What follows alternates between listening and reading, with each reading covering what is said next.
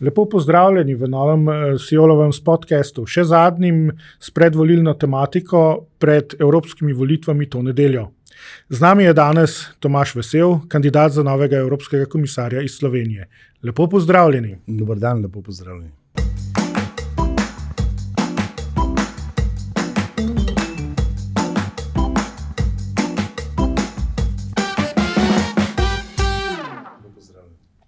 Gospod Vesel, morda nam za začetek lahko razložite, kako ste se znašli v vlogi kandidata za novega evropskega komisarja? Jaz ne bi rekel, da ravno po naključju, zaradi tega, ker je seveda moja karierna pot vendarle takšna, da sem bil vpleten v marsikatero politično vsebinsko dogajanje v Sloveniji v kar dolgem časovnem obdobju, in to je bilo verjetno tudi razlog, zakaj me je predsednik vlade kontaktiral, poklical in smo se začela pogovarjati o na neke vrste podpori na evropskih volitvah in potem tudi angažmaju in nekako skupaj ugotovila, da imava pravzaprav enake poglede na razvoj Evrope. In moram reči, da sem bil tega zelo vesel in sva kaj kmalu ugotovila, da lahko naredimo nekaj skupno dobrega za Slovenijo in za Evropo. Je pa kar zanimivo, da tokrat v bistvu je prvič prišlo pri nas do tega, da je vladajoča stranka svojega kandidata za komisarja predstavila še pred volitvami, pravzaprav kar precej pred volitvami.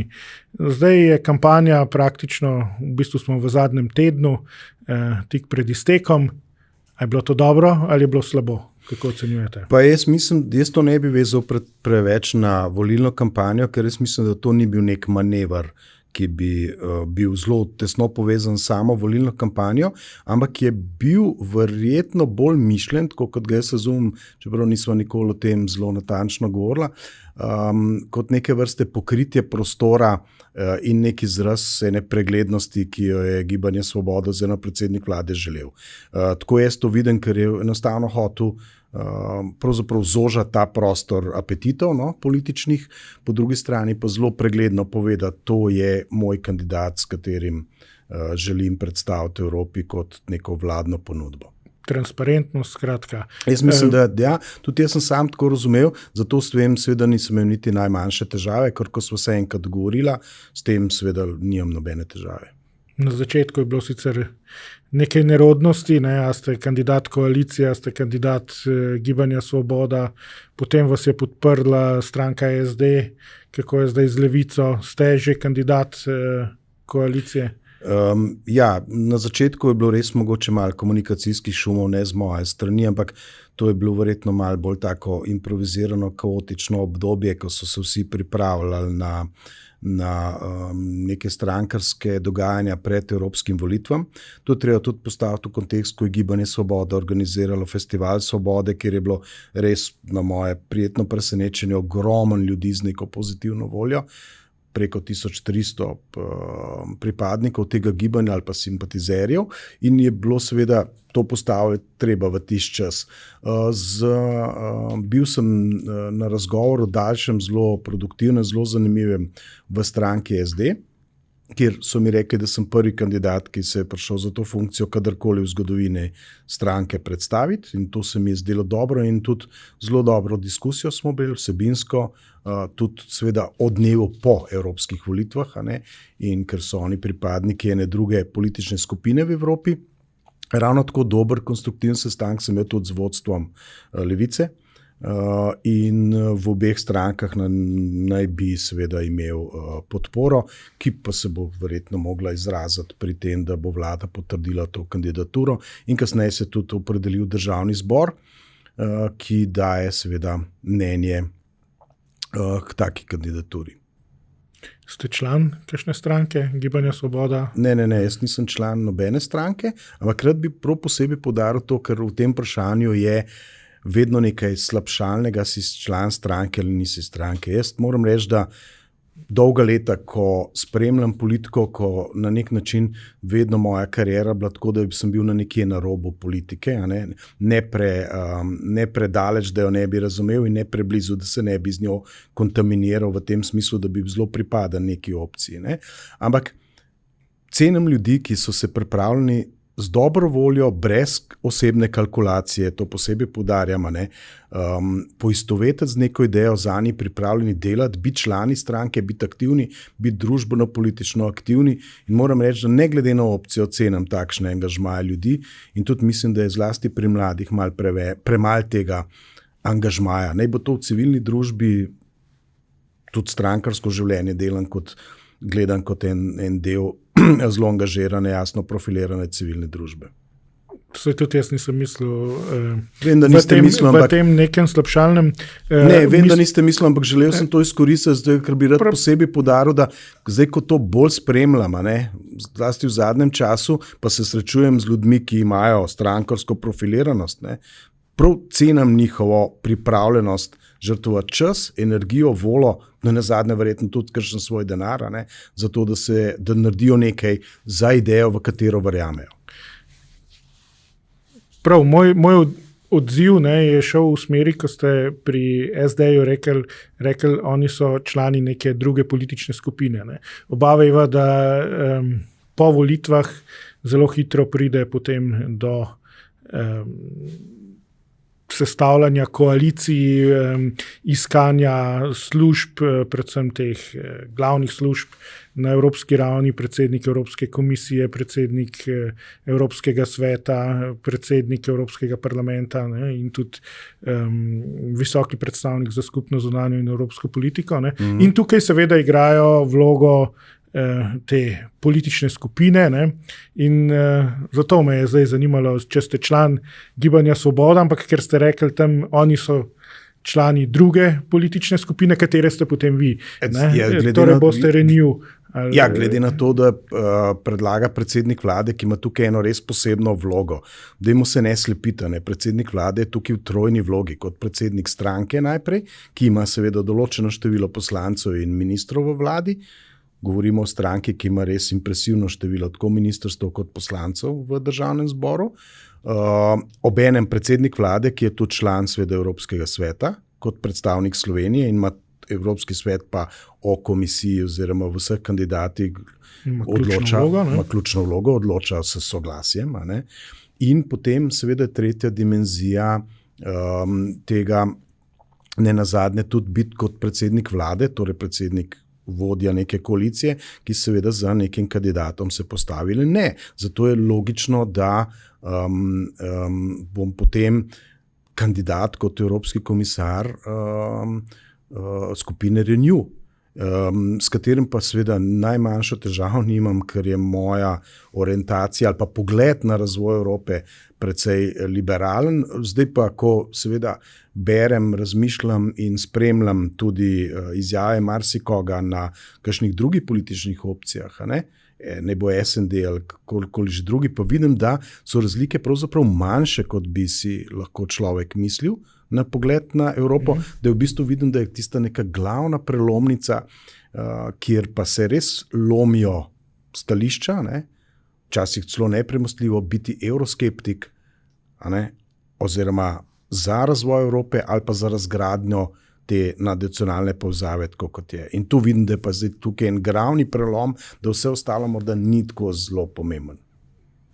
Si predstavljam torej, da ste vi na strani prvih teh za. Absolutno, ne. Jaz ne glede na to kandidaturo, veste, vedno mi je bilo fascinantno in se mi izjemno pomembno za Slovenijo, da smo člani ene take nadnacionalne skupine, grupacije, ki nam, poglejte, če lahko sem na kratko, kaj nam, sej to je bilo že slišano, ampak predstavljajte si, da smo brez tega, da smo v nekem brez Evropske unije. Ali pa brez Evropske unije, ki ima takšne svoboščine nadgrajene ali pa pravice, ki jih ima nadgrajene od začetne ideje.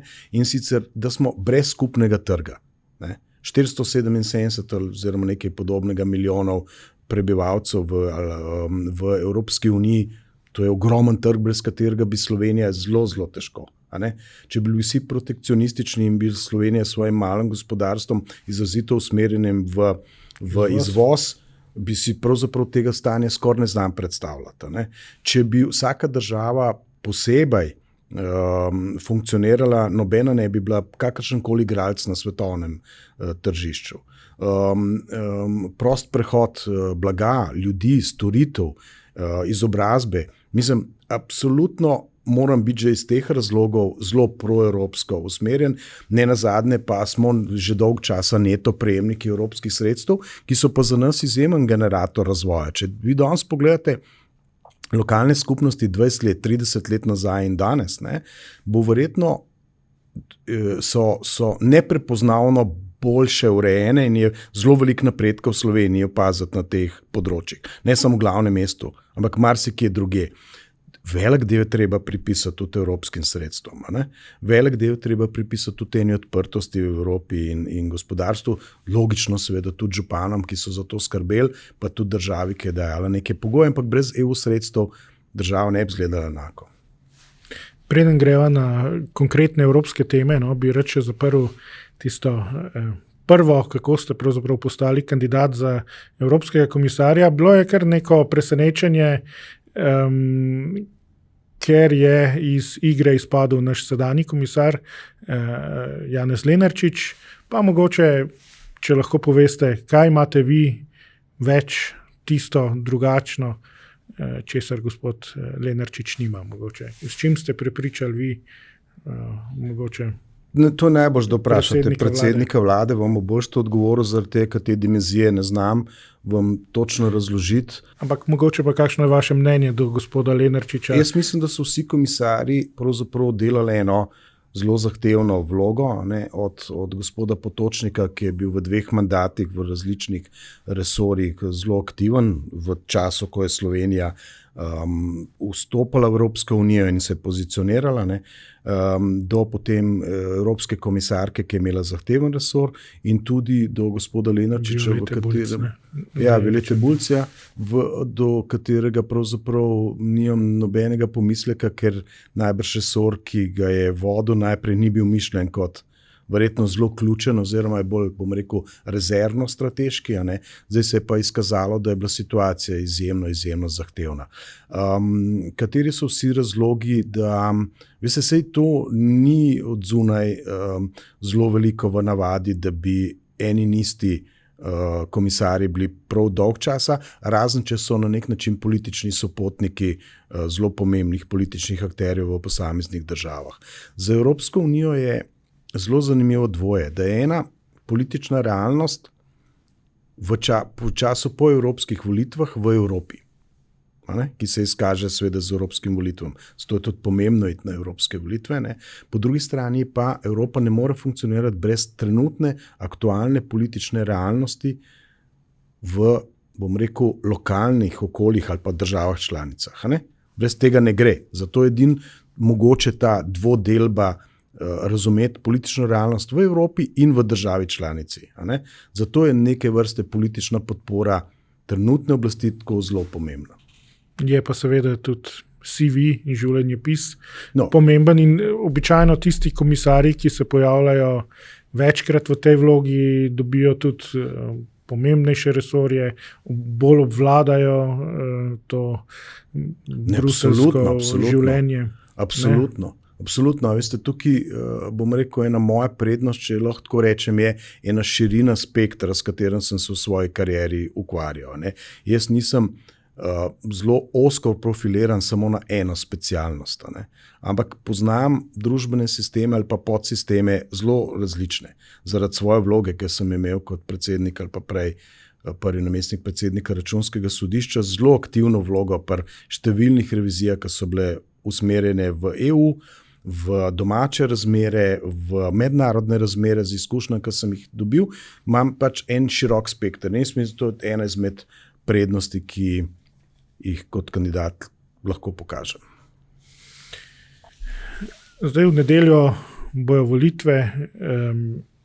Kakšno vlogo bo po vašem mnenju na koncu igral volilni izid pri imenovanju evropskega komisarja? Sam volilni izid, karkoli se bo že zgodilo, nima tako neposredne vloge pri imenovanju komisarja, to je vendarle v domeni vlade. Ne. Tudi če bi hipotetično prišli, če se lahko malo igramo, pa ne me tukaj preveč resno vzeti, ker to odmejitev od resnosti prav posebej poudarjam, ne. Tudi če bi ena stranka dobila 9 ali pa ena lista dobila 9 evropskih poslancev, hipotetično, ne, to seveda ne bi spreminjalo ambicij pa percepcije vlade. Ne. Tako da razmišljaj o tem, da bi komisarja, pa ne govorim zdaj zaradi tega, ker sem sam na tem mestu pa v tej poziciji, da bi komisarja pravzaprav določali izbrani evropski poslanci, ne, je precej nerealna predpostavka. Zakaj? Zaradi tega, ker mora biti komplementarno s trenutno vladajočo politično opcijo v vsaki državi članici in tudi imeti osebno zaupanje aktualnega predsednika vlade. Brez tega seveda ne gre že za en ugrajen komunikacijski šum, kar bi bilo škoda za državo, tako kot za Evropsko unijo. Ne? Tako da neposrednih, karkoli se bi že zgodilo na volitvah, to ne bi imelo, bolj me skrbi potencialno nizka udeležba, pa ne z vidika kalkulacije, kateri politični opciji gre eventualno udeležba v prid ali ne, ampak v neko legitimnost izvoljenih predstavnikov s Slovenije. In tukaj pridemo do enega izrazitega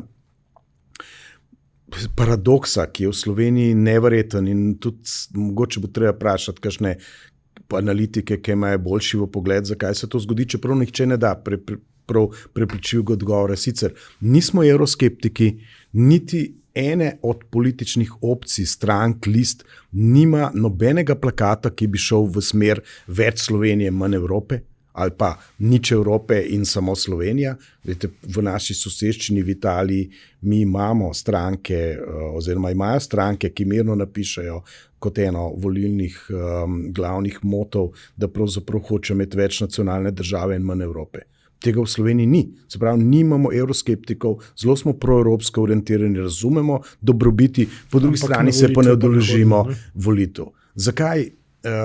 Jaz nimam čisto dobrega razloga, mislim odgovora, zakaj je to. Bolj me skrbi to, da bi bila udeležba nizka in bi tako, če bo to kaj pomagala, ne, pozval tudi o tem, da izkoristimo ta bon za demokracijo, da gremo preprosto voliti. Predvsem bi mi bilo zanimivo, čeprav se tega seveda ne da izmeriti, ker teh pogledov, teh podatkov nimamo, da bi volile generacije, ki na evropskih volitvah še niso bile.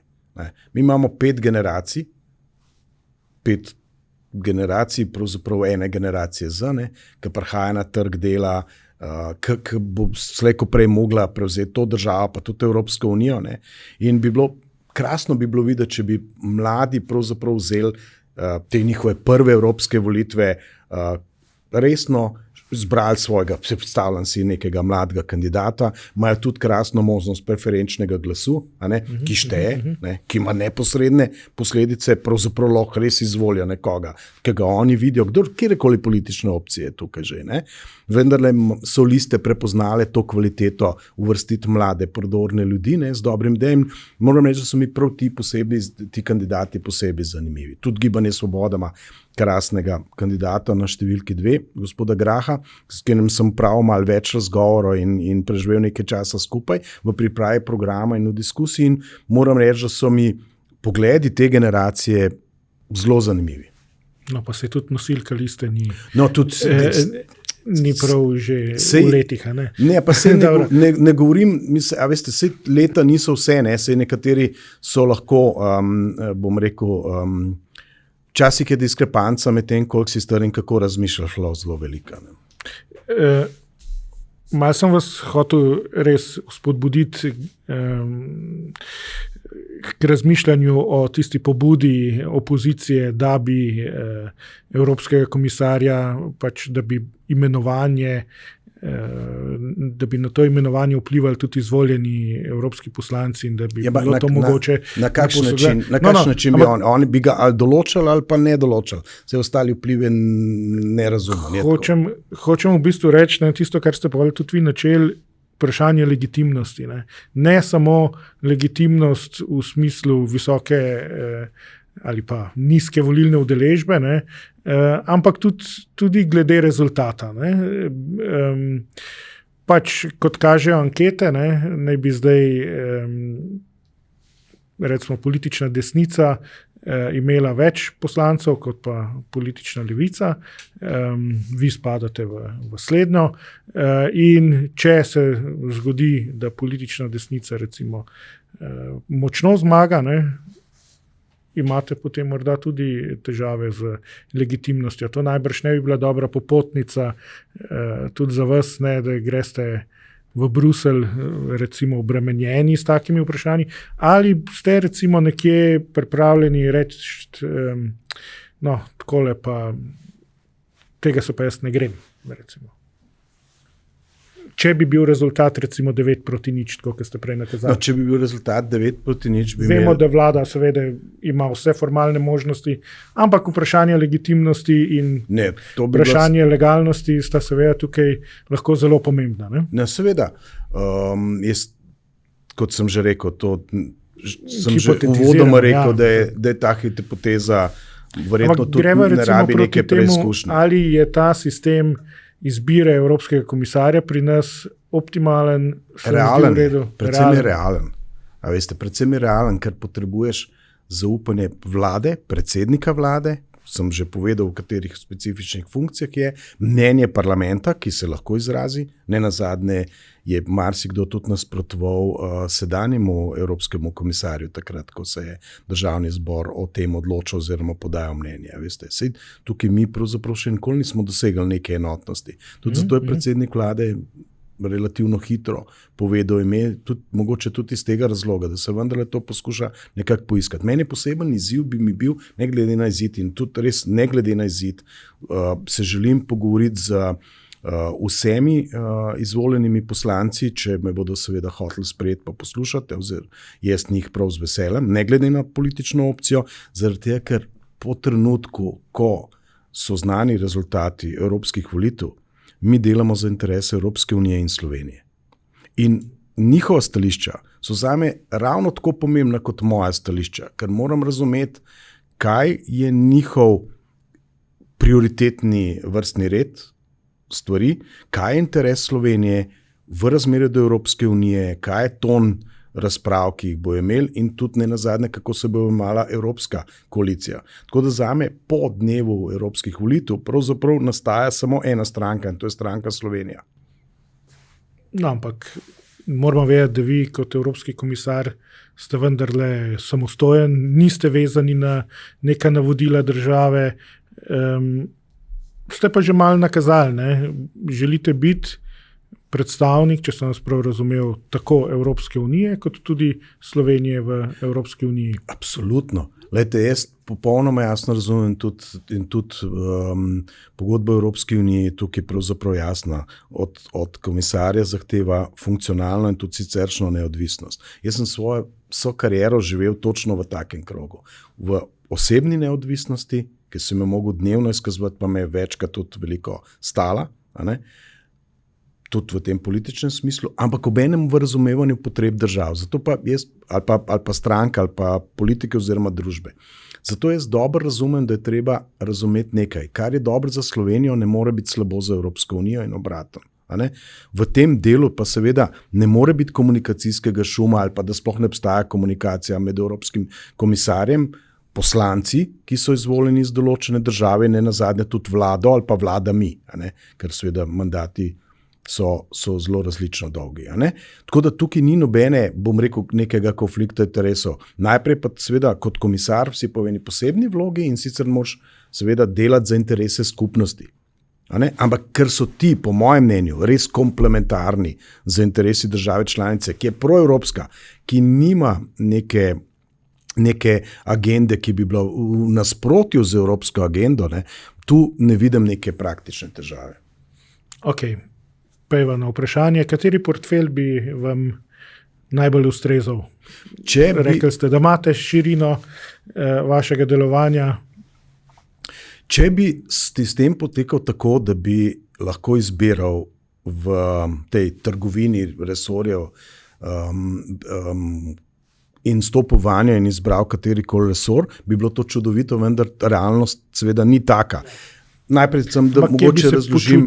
Jaz vem, da vi to veste, ampak mogoče tudi gledalcem, poslušalcem in bralcem, pa vendarle treba malo razložiti, da to tako ne gre. In sicer, da je tukaj treba upariti z velikostjo države, pomembnostjo politične opcije ali pa volilnimi rezultati, preferencami drugih držav članic, osebnim preferencam ljudi, CV oziroma življenjskim izkušnjam, kdo je za kakšen resor primeren in tako naprej. Ampak ne glede na to, prvič, eno tezo, ki jo ne želimo slišati, da noben resor ni nepomemben, kar se lahko izkaže. Drugič, da so vsi evropski komisarji za isto mizo, ko se odloča o vseh stvareh, delujejo v panelu in ima vsak možnost povedati, ustrajati in tam, kjerkoli sem, veste, moje mnenje nekako slejko prej pride do izraza, zaradi tega, ker vedno argumentiram tisto, kar rečem, pa predvsem sem tudi precej ustrajen. Tako da ne glede na to bom sedel, če bom za isto mizo, pa ne bom tih.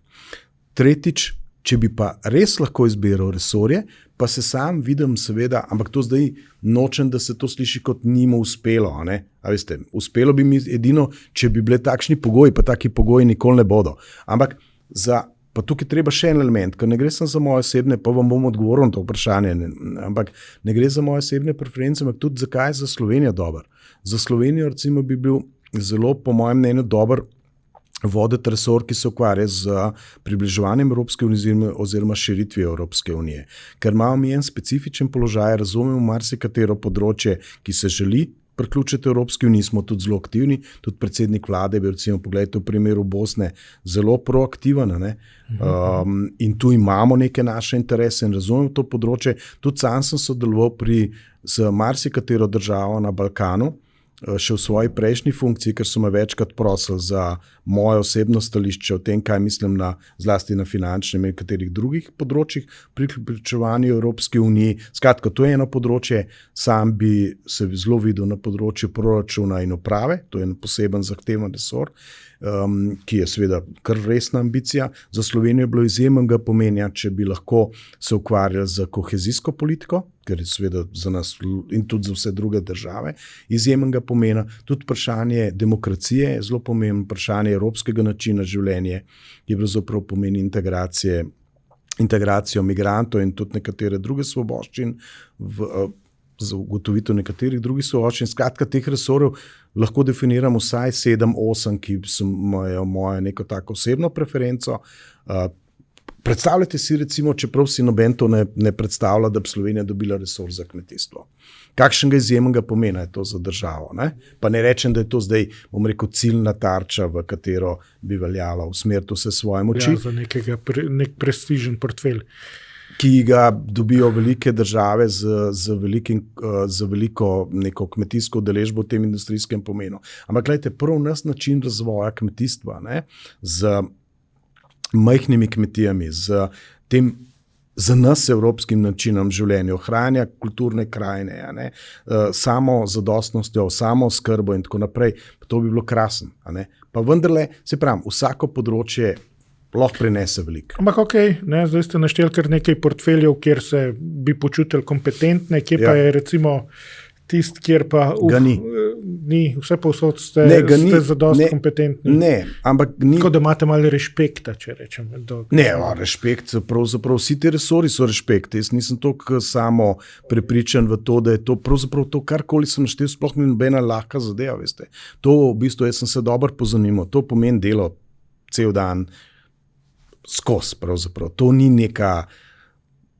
neka udobna pozicija, veste. To je zelo odgovorna pozicija, ampak se mi zdi, da je ta odločitev pri meni tudi zrela, ker nikoli nisem bil znan potem, to pa najbrž boste težko našli nekoga, ki bi rekel, da sem katerokoli funkcijo ali pa poslanstvo vzel z levo roko. In imam respekt pravzaprav od odgovornosti. In bežal od odgovornosti in imam respekt do pravzaprav čisto vsega tega, kar sem naštel.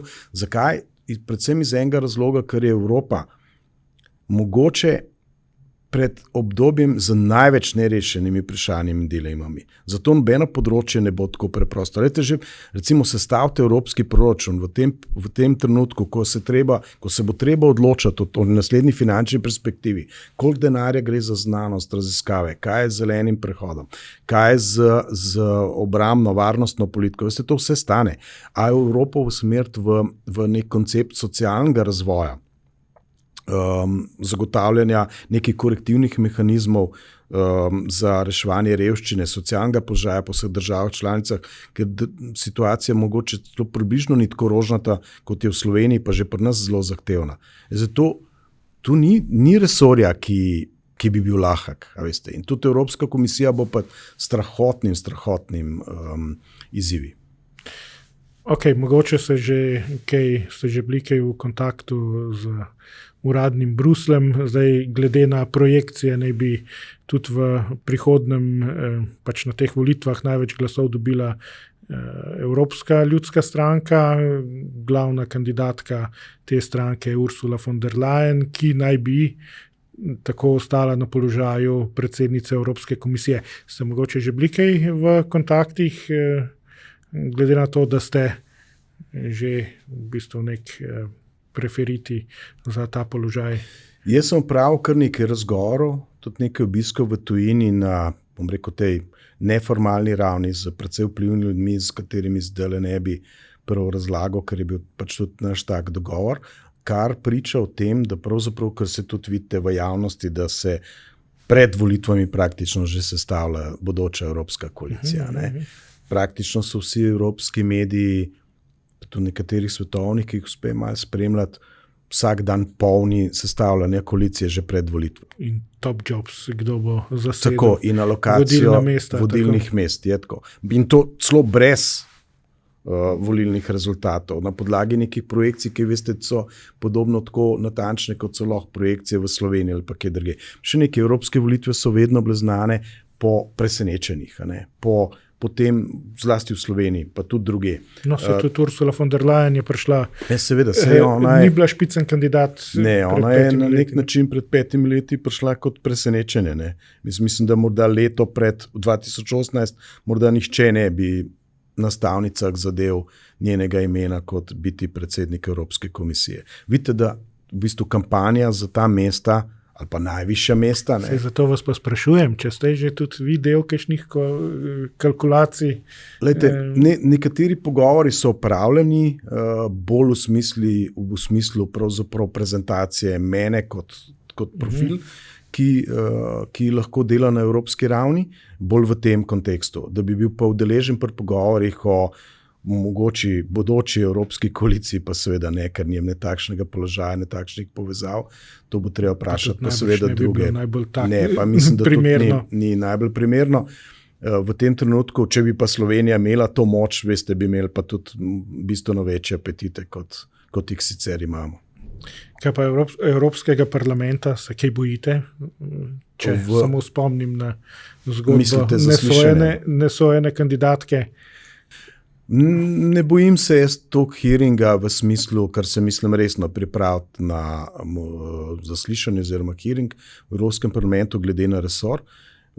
Potem, ko bo prišlo toliko daleč, sem seveda bo nujno se pogovoriti z vsemi, ki ta resor seveda dobro poznajo, vključiti vse Slovence, predvsem v prvi fazi, pa tudi nekatere druge, ki ta resor poznajo, se pogovoriti z evropskimi poslanci, našimi, tudi nekaterimi drugimi, če bo potrebno, in se na ta način pripraviti. Skratka, jaz vem, da bo to dober izziv, se ga veselim, da bi se bal ne, imam pa tako, kot vi pravite, to je zelo dobra beseda, nek respekt do tega, ker seveda to pa ne jemljem lahko.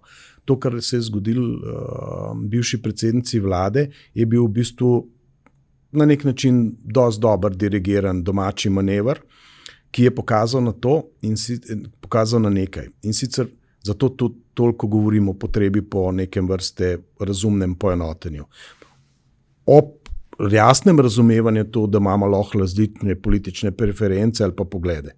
Ampak veste, koliko je Slovenija močnejša s sporočilom, da so se poenotili o nekem vprašanju, vsa politika, ali pa o nekem človeku, v tem primeru o nekem kandidatu. To daje eno enormno moč pri pri plasiranju ambicij Slovenije. Ne meni osebno, se sploh ne gre za mene osebno. Meni osebno mogoče še najbolj udobno, če bi delal to, kar zdaj delam, ali pa kaj drugega. Ampak za Slovenijo. Ne? Tako da tisto, kar se je zgodilo takrat, je bil izraz domače politične razklanosti, pa tudi nekih netaktnih potez. Kaj pa jeziki? Angleščina, francoščina. Z jeziki sem rekel, jaz že nekaj časa delam na tem mednarodnem parketu. Ne. Veste, da sem prevzel eno zelo hrabro nalogo, ki jo mogoče takrat, ko sem jo prevzel, sem imel celo malo premalo informacij o tem, kaj me čaka. In sicer sanacijo FIFA, Svetovne nogometne zveze, ki je bila takrat, ko smo to prevzeli v eni ovski ekipi. Bil sem namreč glavni, pa bom poenostavljeno rekel, predsednik nadzornega odbora FIFA, ker veste, kakšne so odgovornosti in vpogled v to delovanje.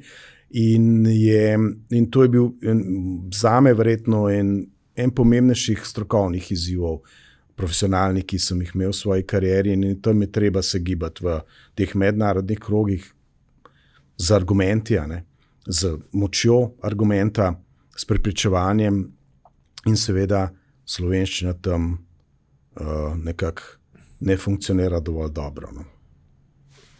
No, pa če grejo kar na to temo, ki ste jo zdaj odprli, takrat, ko ste bili še predsednik Računskega sodišča, je bilo v politiki kar veliko govora o tem, kako ste na eni strani javni funkcionar, na drugi strani pa služite po strani še določena sredstva, več 100,000 evrov ne bi bilo v igri in tako naprej. Pa ob tem sem razmišljal tudi o zadnjem poročilu Transparency Internationala, da v bistvu to postransko služenje niti ni nekaj nenavadnega, če tako rečem. V Evropskem parlamentu je kar nekaj evropskih poslancev, ki so člani raznih nadzornih svetov, so svetovalci v kakšnih uprav večjih evropskih podjetij in služijo še precej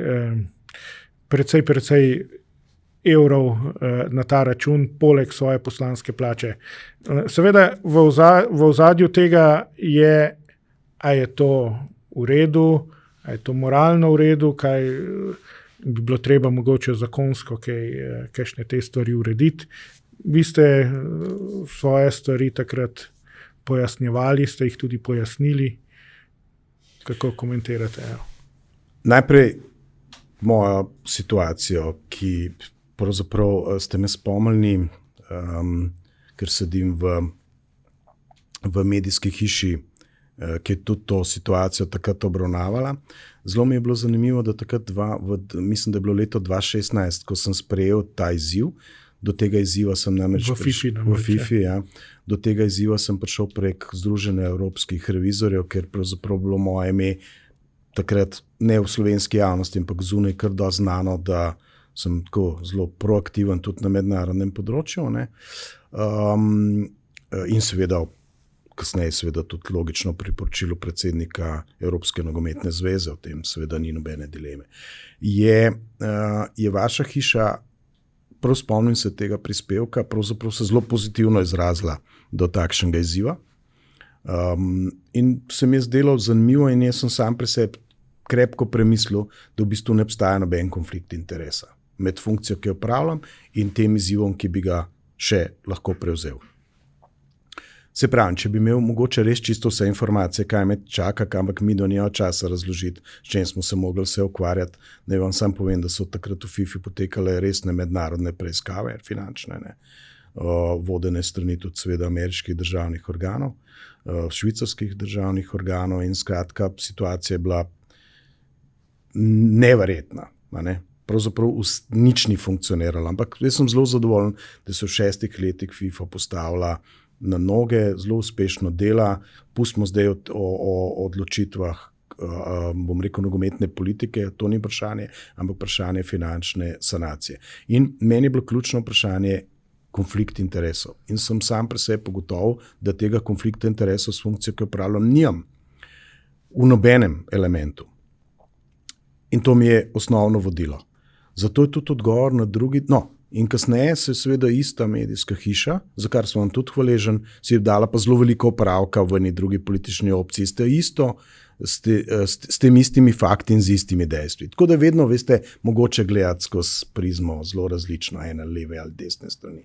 Ampak, kar se pa tiče Evropskega parlamenta, pa Evropska komisija seveda še posebej, prvič na Evropski komisiji, mislim, da Evropski komisar nima absolutno časa, niti razmišlja, da bi kaj drugega še počel, ampak to, kar počne, je pravzaprav tako časovno potratno, da pravzaprav po moje ne obstaja nič, po moje še težko osebno življenje skoordiniraš, kaj šele kaj drugega. In pa drugo, zelo se mi zdi, da je v nek segmentih nerešeno vprašanje potencialnega konflikta interesov tudi pri evropskih poslancih, posebej me pa zanima vprašanje lobiranja. V Bruslju namreč tisoče in tisoče lobistov, v Evropskem parlamentu, komisiji in tako naprej. Ker imam v tem trenutku malo premalo informacij, moram pa reči, da imam neke vrste zavoro pri tem. Jaz ne maram prav preveč lobiranja kot koncepta, zaradi tega, ker se informacije lahko dobijo tudi na drugačen način, ne skozi zelo enostranski pogled, in mislim, da ima Evropa s tem tako konceptualno en tak resen problem, ki na nek način malo vpliva tudi na zaupanje volivcev. Mi smo imeli tudi evropskega poslanca, ki je bil prisiljen v odstop, Ravno zaradi, bom rekel, preizkušnje oziroma preizkušnje, ki je povezana z lobiranjem. In to so drugačne dimenzije, kot so seveda pri nas. Ampak tako, to je vse zakonito, vse by the book, ampak po drugi strani pa to moralno ni, kajti v teoriji funkcionarji naj bi imeli dovolj visoko plačo, da jih druge službe ne bi zanimale, ampak pri nas imamo pa tudi, v končni fazi ustavnega sodnika, ki je SP.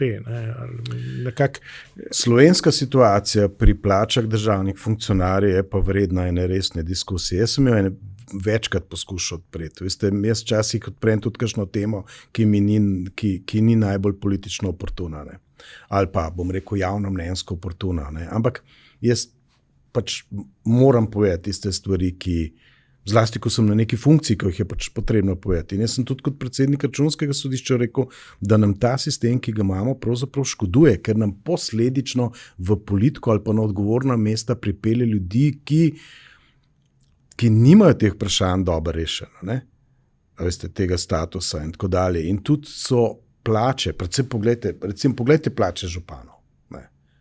To imamo da ne grem na državno raven, gremo na plače županov. Te so zame absolutno nesprejemljive v Sloveniji. Njegov angažma župana, ki resno verjame v svojo občino, ki je s srcem in dušo in telesom in vsem svojim časom pravzaprav posvečen temu, je zame absolutno neresna kategorija. Ok, vi ste zdaj v službi, kje ste še? Na Dolenjskem listu, ste direktor? Ne, jaz sem prokurist enega večjega podjetja Salomon in direktor podjetja Eurofit, ki je neke vrste krovna družba pri večjih naložbah. Z družbe se ukvarjajo z mediji, odpadki, posojene delovne sile, še z številnimi drugimi dejavnosti. Spada pod imperij Martina Odlazka, torej? Lastniško gospoda Odlazka v teh podjetjih ni. Ampak povezan pa je, bil je bivši lastnik. Ja, kot bivši lastnik pa gotovo. Mogoče kakšen komentar tudi na njegovo vlogo v slovenski politiki. Zagotovo ste že slišali tudi ta vprašanja, da ste pač pri njemu v službi. Tudi on ne bi pomembno vplival na slovensko politično krajino dogajanje. Če bi poznali zadeve zelo blizu, tako kot jih jaz poznam, verjemite, da ne vpliva niti nima te ambicije.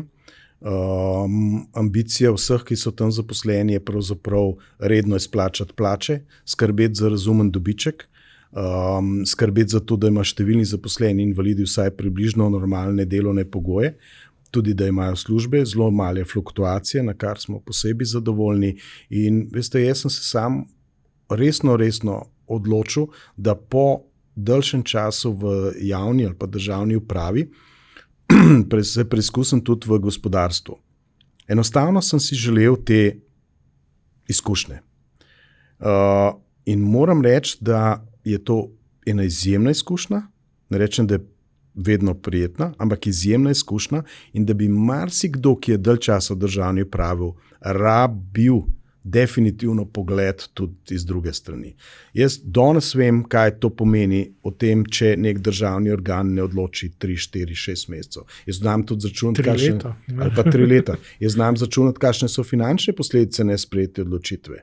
Veste, to, da moramo lobirati za to, da se sploh odločitev ne izda, ne kakšna se izda, ampak da se izda, da dobimo neko mnenje, dobimo neko stališče. To je tako obremenilno za slovensko gospodarstvo, da jaz danes iz te pozicije, ki jo imam, iz te izkušnjo, ki jo imam zadnje 2 leti, verjemite mi, da bi bil še bistveno bolj neugoden predsednik Računskega sodišča, bistveno bolj zahteven, neugoden v pozitivnem smislu, in da bi bistveno lažje upravljal tudi katero drugo javno funkcijo. Ok. Pa peva samo še, recimo, zdaj malo sva že dolga, vendarle na evropske teme. Malo sva že omenila tudi kmetijsko politiko, zeleni prehod. Kjer so tiste teme, pa probi vas omejiti recimo na 3, ki bi si jih vi želeli, da bi se z njimi bolj ukvarjali, kot sicer se?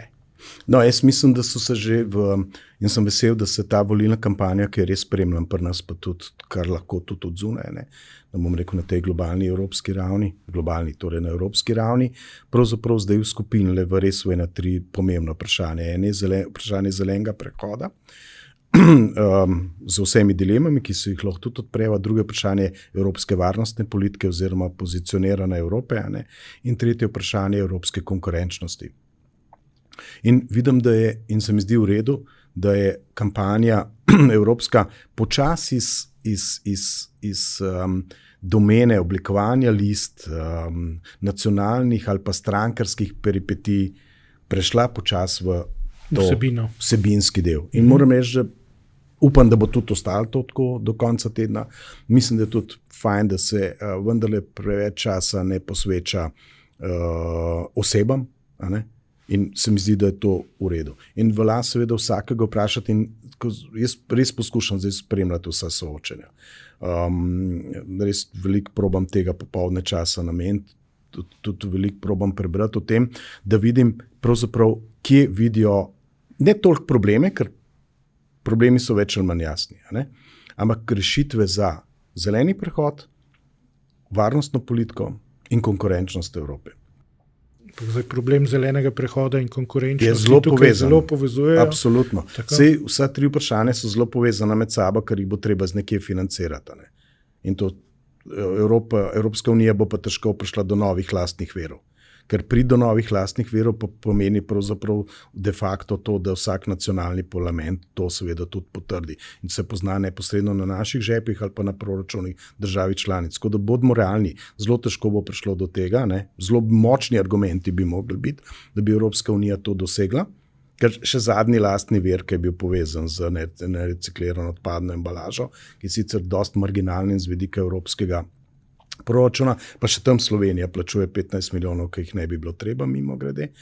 Ne bi bilo treba zaradi tega, ker bi se lahko boljše organizirali, pa bi bistveno lahko znižali ta prispevek. Skratka, do novih virov bo zelo težko priti, ker potrebuje en poseben postopek. Se pravi, neko kvoto denarja, ki je sicer impresivna na prvi pogled, bo treba locirati v najmanj ta 3 področja in tukaj bo treba priti do nečesa.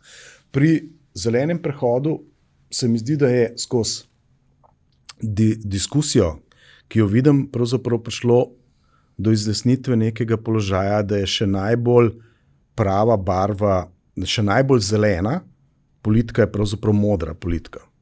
Pa naj se to sliši tako malo paradoksalno, modra v smislu toliko razumna, da bo treba tam pač do neke razumne rešitve in da so verjetno neke ideje o leto 2035 kot prepovedi uporabe osebnih avtomobilov na notranje izgorevanje in tako naprej, fosilne vire, res mogoče malo nepremišljene.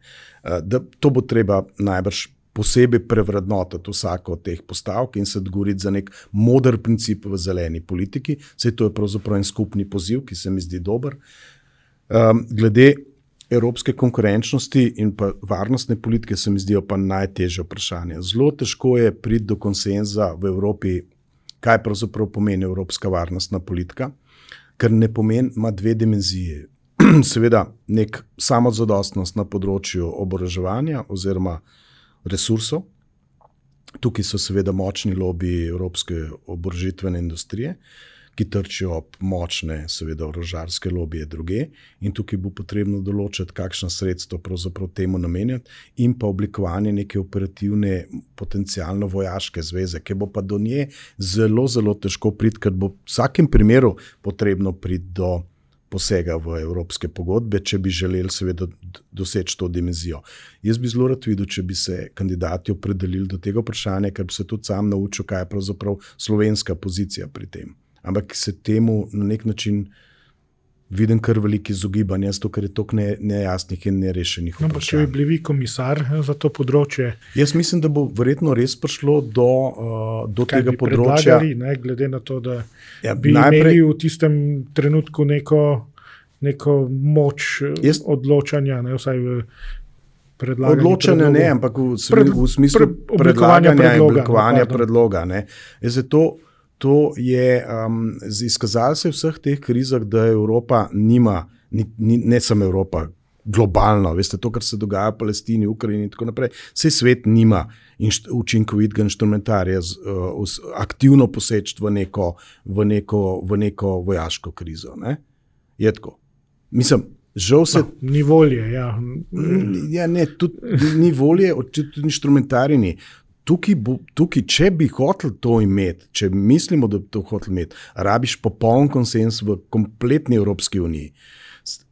In če bi že prišel takšen predlog o nekih bolj, bom rekel, razširjenih možnostih evropskih sil, vojaških, operativnih, je tukaj nujno potreben pravzaprav in referendumski val po Evropi in iskanje nekega popolnega konsenza. Sigurno pa to ne more nastati čez noč. Lahko pa, kaj pa recimo, niste se dotaknili še ameriških volitev in potencialne zmage Donalda Trumpa, ki v bistvu, za katerega vemo, kakšno je njegovo stališče tudi do NATO in tudi to je bil eden izmed tistih momentov, ali kako bi rekel, gonilnih sil za to, da Evropa krepi svojo obrambno dimenzijo. To je lahko v končni fazi eden izmed tistih dejavnikov, ki zelo hitro pripelje do tega, da bi se Evropa začela bolj pospešeno povezovati tukaj. Zdaj zaenkrat sicer imamo NATO, ampak si ne predstavljam, da bi ga Evropa razbijala, lahko ga pa Trump je recimo že nekajkrat nakazal, da vidi to kot težavno alianso. No, ampak veste, en del je del predvolilne retorike, drug je pa potem vprašanje realnosti. Ste videli, da tudi, jaz sem prepričan, da tudi v Evropskem parlamentu, če greva na evropske volitve nazaj, pa bom probal odgovoriti tudi na to vprašanje, čeprav se res nimam za strokovnjaka, za toliko velikega strokovnjaka za mednarodne odnose, da bi ravno ocenil, kaj se bo točno, ali pa dal neke napovedi, kaj bi se zgodilo z izvolitvijo predsednika Trumpa oziroma bivšega predsednika. Pardon, da vas prekinem, ampak v bistvu ste šli tako, ja, pa bi rabili referendume, pa to, pa spet veliko nekega časa, da bi prišli do nekih odgovorov. To je evropska politična realnost. Globalno dogajanje pa nam v bistvu je pa hitrejše podnebne spremembe. Zdaj, prej ste rekli, mogoče zeleni prehod do leta 2035, tukaj smo morda malo preveč optimistični, Po drugi strani smo lani poleti 5. avgusta gledali, kaj se je dogajalo večer prej in v bistvu zgroženo ugotavljali, da bomo rabili hitrejše, bolj ambiciozne korake v boju s podnebnimi spremembami.